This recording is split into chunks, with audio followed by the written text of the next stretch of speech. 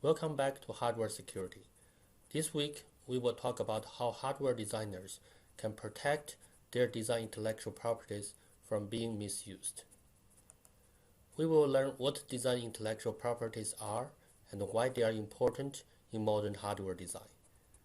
We will show that in addition to law enforcement, there are several techniques available for you to protect design intellectual properties by yourself. These techniques include digital watermarking, digital fingerprinting, integrated circuit metering, and design obfuscation.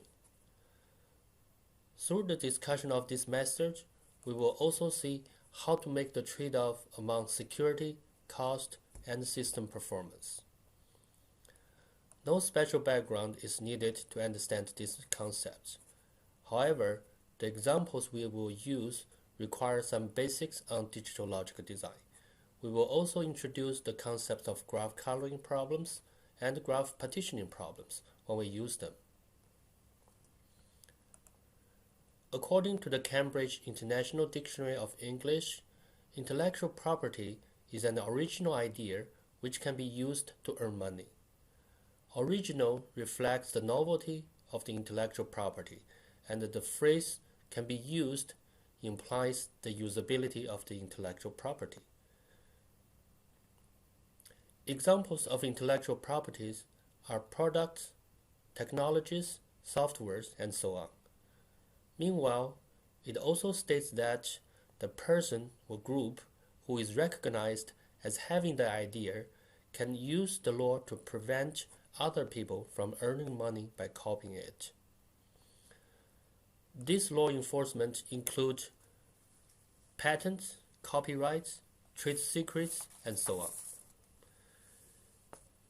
In VLSI design, an intellectual property is a design unit that can be reasonably viewed as a standalone subcomponent of a complete system-on-chip design. It can be any innovation and a technology that make designs better. For example, a place and route algorithm, a power management technique, or a novel design or testing method. These are all considered as design IPs. More tangible examples include microprocessor cores, on-chip memories, PCI interface micros, fully routed netlist, Verilog chip descriptions, and so on. These are also known as virtual components, blocks, cores, or sometimes called micros. Based on their performance and flexibility, design intellectual properties can be categorized into three groups. Hard IPs. They include GDS2 files with test lists and high-level models, customer physical layout, fully placed and routed netlist for a given particular technology library. These hard IPs have predictable performance and most of the time optimized, but they are very, very inflexible.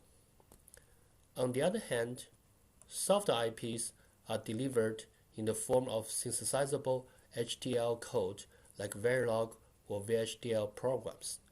They offer great design flexibilities despite the less predictable performance. Examples of firm IPs are placed RTL subblocks and fully placed netlist for generic technology library. They can be considered as a compromise of hard IPs and soft IPs. The driving force behind the intellectual properties is the design productivity gap, the gap between what can be built and what can be designed. This figure is available from Wikipedia. It shows the CPU transistor counts in the past 40 years, following the Moore's law. The Moore's law says that the number of the transistors on a chip is doubled every 18 months. I don't want you to read all the words in small fonts in this figure. What is important is that back in 1971, the Intel 4004 processor has 2300 transistors under 10 micrometer technology. Now, technology has advanced to 20 nanometers, and modern processors have billions of transistors. The capacity of silicon has increased for almost 1 million times in the past 40 years. But designers' ability to do meaningful design with such transistors has not increased at the same pace. This creates the design productivity gap. One of the most effective ways to close the gap is reuse-based design. Starting from the mid-1990s, there are many industry initiatives on IP reuse. In the US, there are Virtual So-Called Interface Alliance, or known as VSIA, and Virtual Component Exchange. And the Design and Reuse is the organization in Europe, and IP Highway is the one in Asia. In reuse-based design, IPs are developed not only for use, but also for reuse. Design engineers are forced to cooperate and share their data, expertise, and experience. Design details are encouraged to be documented and made public to make reuse more convenient. But at the same time, this effort has made IP piracy and infringement much easier than ever.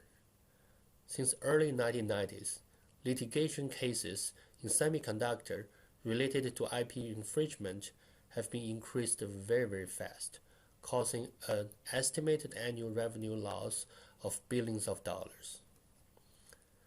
The most dangerous threats of IP piracy came in the form of reverse engineering, chip overbuilding, and counterfeiting. Reverse engineering is the process where a product is taken apart and analyzed in order to improve or duplicate the product. For hardware design IPs, the cost and the skills required for reverse engineering are much less than those to develop the original IP. This gives attackers incentive for IP piracy. Chip overbuilding refers to the scenario when a foundry fabricates more chips than the order and sells those extra copies to the market to make profits. Counterfeiting is the case when a low-quality product or IP is manufactured but sold as a high-quality brand name. The Virtual So-Called Interface Alliance has listed the following 4 goals for intellectual property protection. Number 1.